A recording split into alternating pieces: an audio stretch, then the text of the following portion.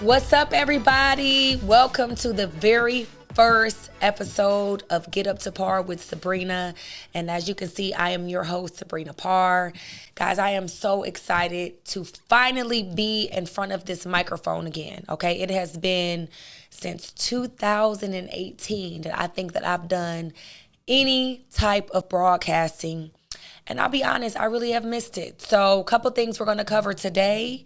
Number one, just a little bit about me. I used to do TV and radio for 8 years, all sports talk back in my day. It was like one of my first jobs. I loved it. It gave me goosebumps to be on the airways. And for unforeseen circumstances, I ended up moving on to a whole different career. And over the last few years, when podcasts has become very popular, accessible, it allows you to be creative in your own space. I have been itching to get back into it, and here I am. Okay, so with series of events that's happened in my life and just how I love to express myself, communication has always been my thing. It's what I majored in college. It was my internships. Obviously, it was my first job. I worked for ESPN Radio on the airway. I was the only woman. I was the only Black person holding it down, doing very well. And here I am again years later. So very excited to be here.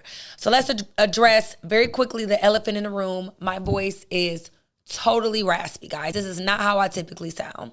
But I had an altercation last night, which I am going to talk about. And this will explain why my voice sounds the way that it does. Okay, so let's just hop right into that. Well, before we move on, I just want to give you a little bit about what you can expect from the Get Up to Parr with Sabrina show. So we're going to do sports talk. We're going to do entertainment. We're going to hit on a lot of hot topics, whatever's current in the news, whatever's floating around social media, and things that are really near and dear to me, which is self-care, self-love, and women empowerment, okay? I really have a heart for women, guys. I really have a heart for women to show up as their best selves, to really learn how to love themselves, honor themselves, make the best decision-making, recover from things and decisions that may not have been the best for them. That is my niche. That is what I love to do. And of course, since I'm really into health and fitness, we're definitely going to talk about that, how to lose, how to be healthy, what are some of my tricks, during the seasons that I love to help tighten things up here or there. So all of this stuff we're going to cover on this podcast. It's going to be very entertaining. I'm going to have some really dope guests because y'all know I know some good people. And we're going to really get into it. And most of all, I'm a little controversial. So, I'm going to be very outspoken with my opinions, and especially when it comes to men versus women and how we think differently. So I can't wait to really dive into those conversations. So those are all things that you can look forward to on this podcast. So back to it. Why is my voice sounding like I am a 8-year-old little boy?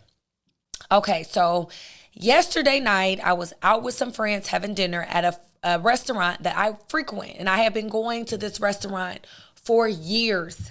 Like literally years, and have never had a bad experience. I'm going to be honest. So having dinner, had a little bit of wine. I love this place because I think the food is good, and they are one of the few places that stays open late on a Monday, and they have a beautiful patio.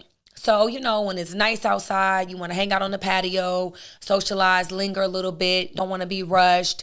Perfect vibe for that, right? So as the night was ending, one of the workers, I didn't know what his position was at the time, came and said, "Hey, it's the last call. Do you need anything else?" And so we simply just said, "Oh, we'll take a water."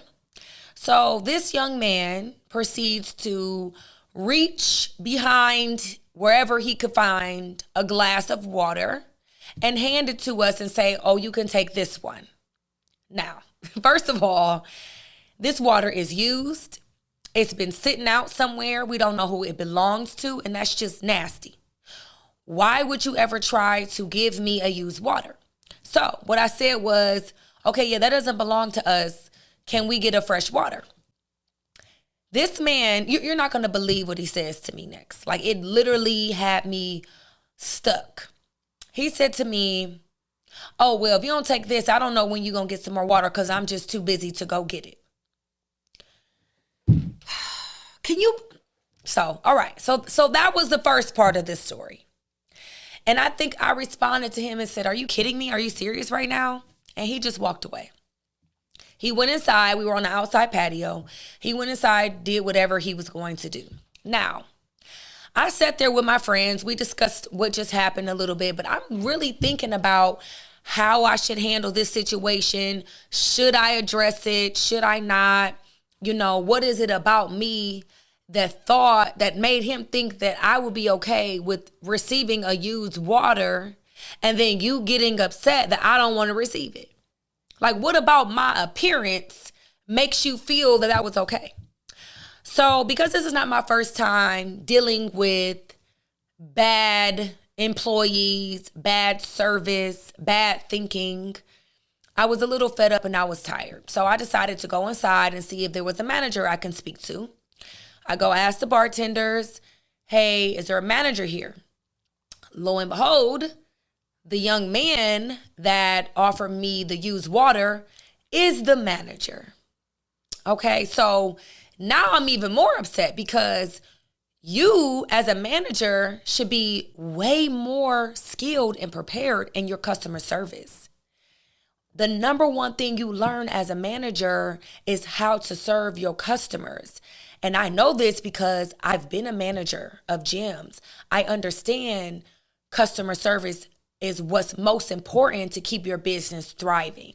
So the fact that you as a manager thought it was okay to offer me a dirty water, then tell me you're too busy to bring me another one.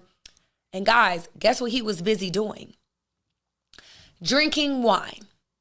When we came inside, this young man had a glass of wine in his hand, drinking it, chilling. Like the night was over. It was nothing going on. He was not busy at all. So after he said to me, oh, I am the manager, I said, that's fine.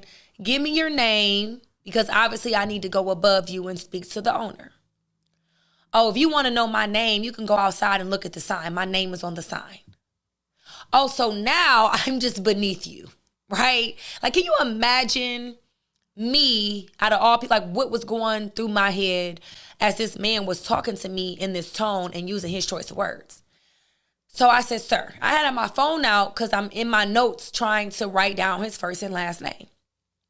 So he did give me his first name, but insisted for me to go outside and look at the sign to find out his last name. I said, sir, I'm not going outside to look at anything. You can tell me your name right here. Oh, no, let me escort you out to the sign so you could see my name. Now, remember, he told me he was too busy to grab me some water. Now, all of a sudden, you have enough time to escort me anywhere to read. Now we got time to read signs and take field trips. But you didn't have enough time to give me a new glass of water that you offered by saying, this is last call. Do you need anything else? I mean, the whole dynamic was crazy. And I have two other people with me. One of my homegirls, she lives in LA, wanted to link up with me, said, let's go to a nice spot. I'm thinking I'm taking her to a nice spot because it's been a nice spot from all the experience I had thus far. So now I'm embarrassed. I'm humiliated. I'm feeling a little, I'm just very uncomfortable. And so he refuses to give me his last name, guys. Like, he literally was like, oh, well, I'm not giving you my name because it's right outside on this sign. And if you don't want to go read it on this sign, then you don't really need my name. So just that little part of the story had me really feeling like he just really feels like I'm less superior. I'm inadequate. I am totally beneath him. I'm not even worth the consideration or the respect. It's not like I came off the street, they were closed, and I was trying to force them to open or give me something. I was already there for 2.5 hours, having dinner and drinks, sharing some good laughs with my friends, had already paid my tab. Between us, we tipped well over 15%, okay? Each of us, tip was very, very, very good tip, okay? I'm an avid tipper, and if it's multiple people, I make sure that we're well over 15% with what we're tipping, and no issues, right? I I didn't even get my avocado for the salad that I ordered. Didn't even make a big deal about that. And so the fact that I'm not causing any problems in your establishment, but when I look around, the biggest problem that I had caused was that I am black. I have 2 other black people with me. We're the only black people left in this restaurant. And maybe that bothered you.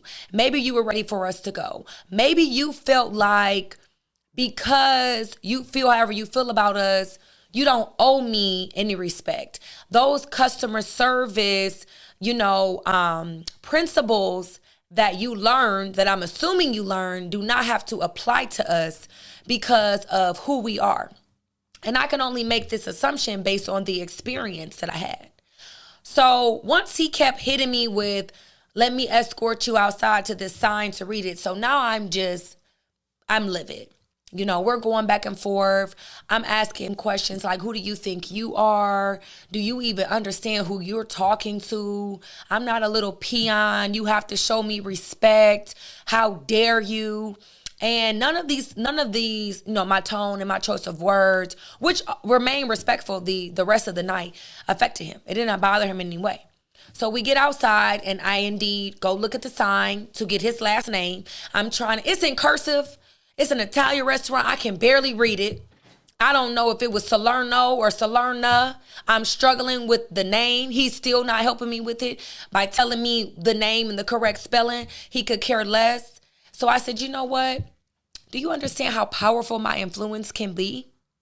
I'm asking you for a name so that I can talk to the owner. You won't give me that. Do you understand how much of a fuss I can make if I chose to? So one of the bartenders says, well, what's your name? So I tell him my name. I said, my name is Sabrina Parr.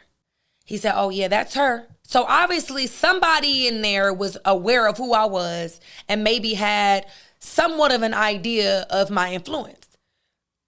So with that being said, one of the bartenders said, just get her the water. Remind you, I still hadn't got a water. Through all of this, I'm still waterless.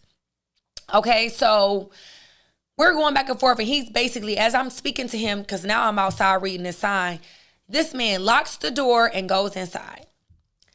One of the bartenders was bringing us a water out in a to-go cup of fresh water. He didn't locked him out as he brought me the water. So now he's locked out with us. He's trying to go around. So that is when I then proceeded to go live on my phone and rant and rave about the experience that I had. Right? From the beginning to the end, I'm very upset. I'm giving details. And this video I posted landed on the Shade Room. Now, I don't know if you guys fully understand how powerful the Shade Room is. Okay, so let me read you guys something really quickly so you can really understand. Like, the Shade Room is not just a gossip site.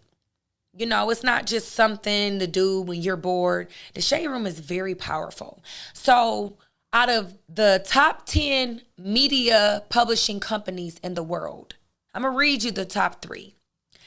It's Walt Disney with 7.3 billion actions. Actions means viewers, subscribers, whatever. Warner Media, 4.7 billion. The NBA with 4 billion. And then the Shade Room sits at number 4 at 3.9 billion, above the NFL, Comcast, Paramount, Fox, Complex, and Group 9. The Shade Room, which you think is just a free social media page, Instagram page, is the top 4 media publishing companies in the world. That is how powerful they are. Why would you ever want to challenge them or anyone that has a relationship with them or anyone that has access to promote anything, good or bad? Promotion is not always good. Why would you ever want to challenge somebody that has access to this type of power? So this is why it's important to always treat people equally, because you never know who you're dealing with. You never know the power that they have. And so the fact that this video landed on the Shade Room, they woke up to a nightmare, to the point where they had to turn their comments off. They had to put their personal pages, turn those private because they were getting harassed by my little video that I posted on my page expressing the experience that I had. And so now I'm sure that they're kicking themselves, and they reached out to me first thing in the morning, offering to have a conversation. I was open to that, offering an apology, trying to see how they could rectify the situation. I didn't even get into any of that because how can you change the mentality of somebody who thinks that way? He is who he is. So after further research, I learned this young man is the son of the owner. This is a family-owned business. They own multiple restaurants collectively, him and his wife. That boy feel like, I don't care who you is or what you talking about. My daddy owned this place. Quite frankly, you could just leave and nothing's going to happen to me. I guarantee you that that was his thought process. So as they were speaking to me, because I was open to having a conversation, I do respect humility and I do believe in communication. You know, they're constantly asking me, what can we do to continue to earn your business? And I told them, I'm not sure. Because him being the owner's son, well, you're not going to fire him because he's family. He's going to continue to work there. So why would I ever want to come somewhere when someone treated me in that way? I don't want to come down there on eggshells, having anxiety, wondering, is he going to be fake because somebody's making him? Is he going to say, I don't care about this girl, I'm still going to treat her how I treat her, and then it happens to me again? You cannot ensure me that I'm going to get positive, respectful treatment moving forward if he's there. So I will have to have a conversation with this young man, and his name is Dominic Salerno. And they said, okay, that's very fair. They did give me a refund instantly, but of course, that's the least you could have done. So I set up a meeting. Now, this meeting, to be honest, is not to rectify the situation. It's so that he can hear my voice more clearly now that you understand the power that I have. And I don't like to take advantage or overuse my power. Like, I very rarely do this. I only do it if it's really important to me. And I do feel that mistreating any customer, black or white, in an establishment is important enough for me to speak about. I don't care what color they were or that I am.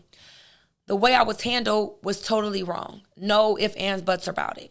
And the man who I spoke to, which was kind of basically the guy who was over the management group, admitted that this guy, Dominic, said I was very rude and I was obnoxious.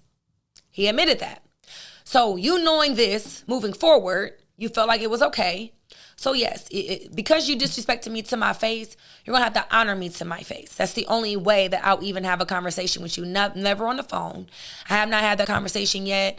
I do have the meeting set up. So as this is unfolding, I'm starting to hear more and more stories about this establishment, how racist they are, different stories people have experienced, how they won't let certain people in unless you have relationship with some type of athlete or celebrity, which doesn't surprise me.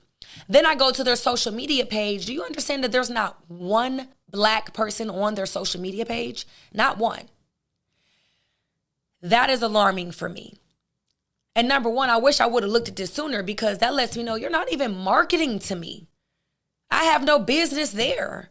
You're not even trying to attract people that look like me, because you're not even promoting people that look like me. And I know for a fact that there are many black people that frequent this establishment. It's in a great location. They have great hours. They have great food. So we go to this establishment. You didn't have a chance to take one photo of when black people were there and post it on your Instagram page? Do you not value our dollars? Do you not like that we're there and you just tolerate us? Like, these are all questions I need answered if you ever think I would ever spend another dime in your establishment and not make sure that no one else of color comes down there. And so then I began to talk to other restaurant owners who have had issues with them. You know, it's been told that they have been trying to get certain black owners off of their block because they're bringing black people to their establishment. I mean, make it make sense. We're good enough to come and spend money in your establishment. I'll tell you this, when LeBron was playing here in Cleveland, every Cavs game after party would be at this restaurant. There was a black DJ, and we would all come. The Cavs coaches would have dinner there. We would never have any issues. So we're good enough to spend money, but we're not good enough for you to fetch us a fresh water, speak to us like you have some sense, and just accommodate us as customers.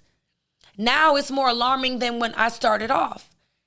And so these are all things that I'm going to address. But guys, I'm so frustrated because this is not the first time I have dealt with a white male feeling like he can treat a black woman however he wants to. This is a real thing in America. White men truly, and not all, but some, truly feel like black women are inadequate. They're beneath them. I don't owe her any respect. Who is she to talk to me? Who is she to demand respect? This is not my first time experiencing this. You can imagine when I was doing TV and radio, and I did sports radio, so it was nothing but white men. You know, it's a very predominant industry. A lot of sexism that took place. So me giving my 2 cents as an athlete that has made it on a high level, I still didn't get a lot of respect in that industry because I was a black woman. And a lot of them felt like, listen, you can read, you can talk a little bit, but not over us, not better than us, not without our permission. That was literally the tone in that environment. And I got tired of it. And I'm really tired of it now because it just has to stop. And I feel like this is the first step in the right direction. This is me pushing an envelope that could have been pushed. The thing about social media now is, you know, if you really have a platform, you don't have to call the police. You don't have to get courts involved. Because let's be honest, the police are white males. The prosecutors are white males. The judges are white males. You know, they're all in charge of us. But I can go on my page, tell my story, and that does way more than a police statement. And by the way, the police showed up last night. Not sure why, because I wasn't causing any problems. Thankfully, they heard the story and they went on their way. But why are you guys here when I'm clearly just expressing my feelings by myself on my phone to myself? So who called you guys? Or why did you feel like there was a need for you to be here? No violence has happened. I wasn't being destructive. I wasn't being vital. You know, I wasn't cussing that man out. Like, didn't break any laws. I was here as a customer for 2.5 hours. You were good with me spending your money. So all in all, like I said, I'm tired. I'm ready to do something about it. I hope that there will be people that will join in this movement with me. I am going to have a conversation with these people because I do feel like it's important for them to hear my voice again. Now that they've seen how powerful it is, I need you to listen more closely the next time someone just simply asks you for something that they have earned. Because your day would have been a lot more smooth.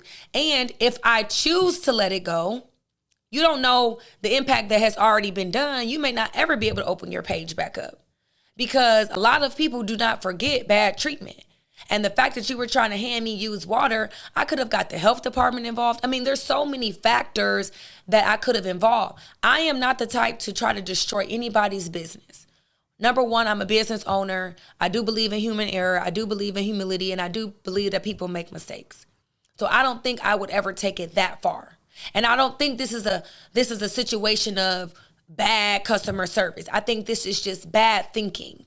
He truly thought he could do that and it would be okay because of who he is, and who I was never considered.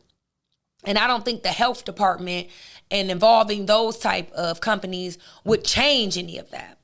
But if I remove a lot of the black dollars that you're getting that helps keep your establishment open, maybe you will start to change your thinking on how you treat us. I would have been okay with you cussing me out behind my back and bringing me that water quietly. That's normal. Do that and then just be done with me. But the fact that you felt like I don't have to do any of these things, I lost a lot of sleep and I lost my voice. You know, I lost respect. And again, because I had guests with me, I was embarrassed and humiliated. So I'm not going to harbor on that too long. I just really wanted to dive into why my voice is gone, what I experienced.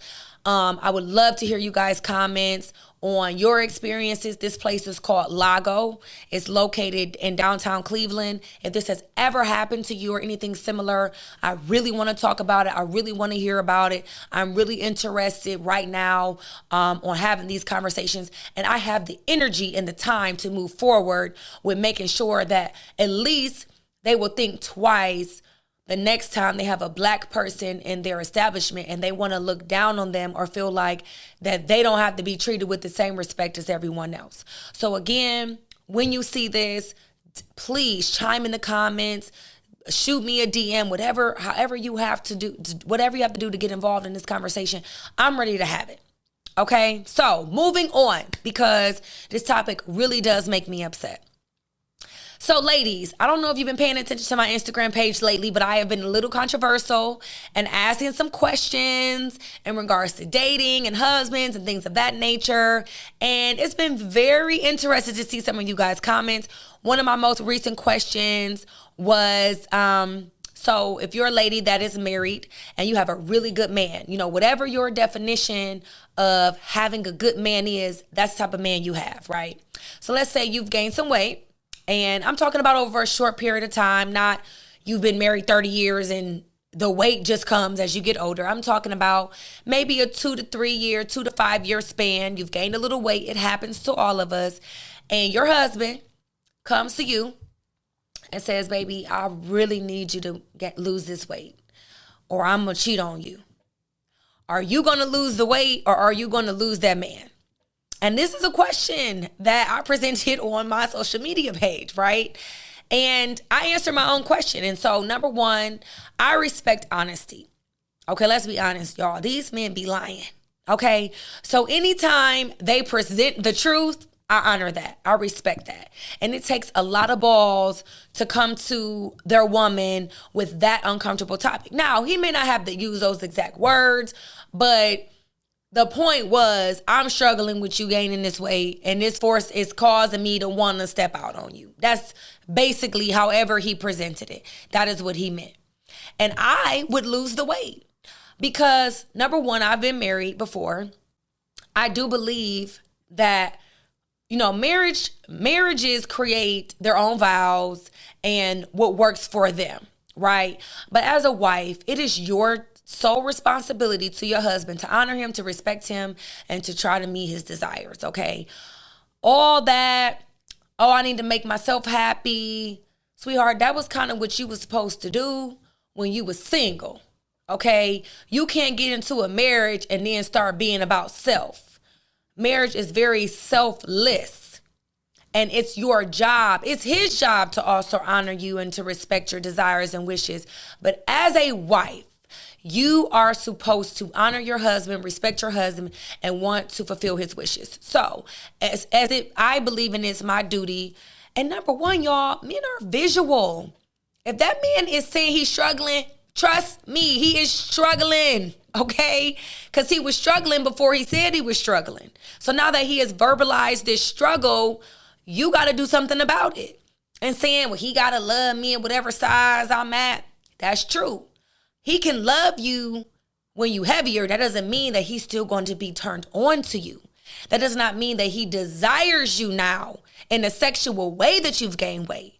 Who you were and what you look like when he met you is who he likes. It's what he likes.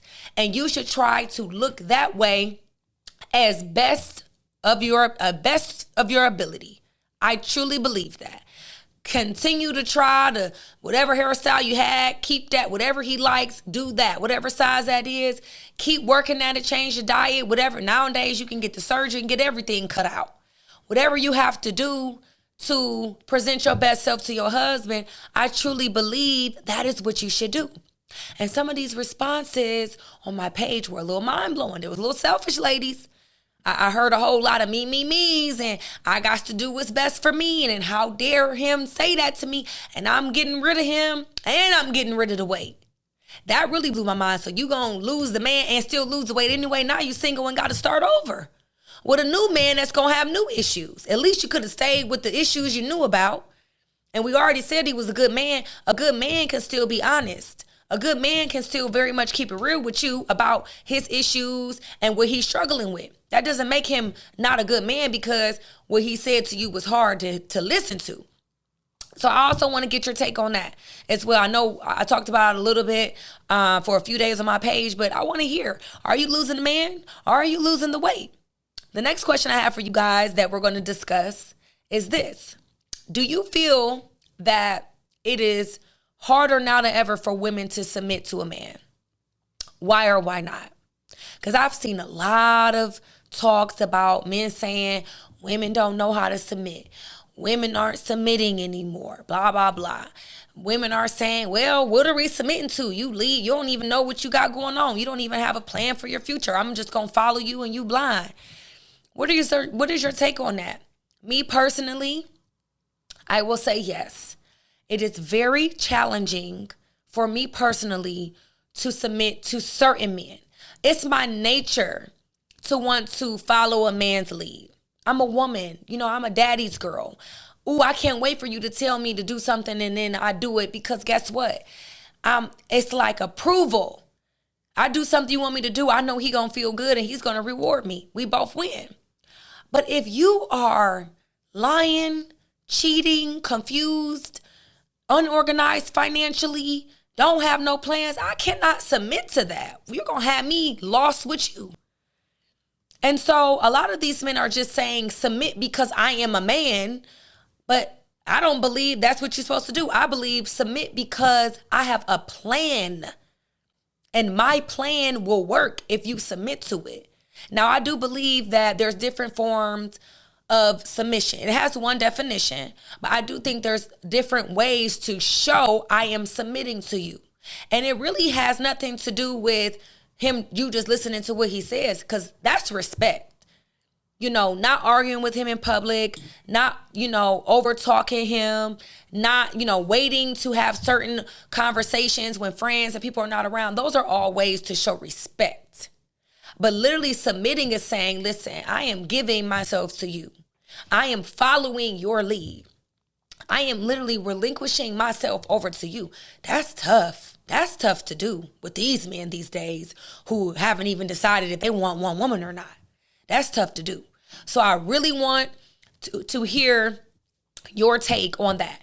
Also, I need these questions, y'all. I need to hear what you want me to talk about, what questions you want me to involve. You ask the questions, or I'll put the questions on my page. I'll present some of your answers on the podcast so we can have dialogue. I'm also going to give you an opportunity to call in and answer these questions. That's going to be really exciting. Add some video to this so we can do some live chats. We're going to have a lot of fun with this. So underneath, when you comment, leave some questions, leave some topics, leave your responses to the questions I asked today so we can go over them on the next show and just help me get involved. Give me some ideas of some things you want to discuss on this podcast. And just any questions you personally have for me. I know a lot of people send me DMs about weight loss and how do I fix this and how do I fix that? And I got all the answers, right? Especially when it comes to health and fitness. So I'm very excited to talk to you guys about all of these topics. Until next time, I'll see you later. Okay, what'd you think?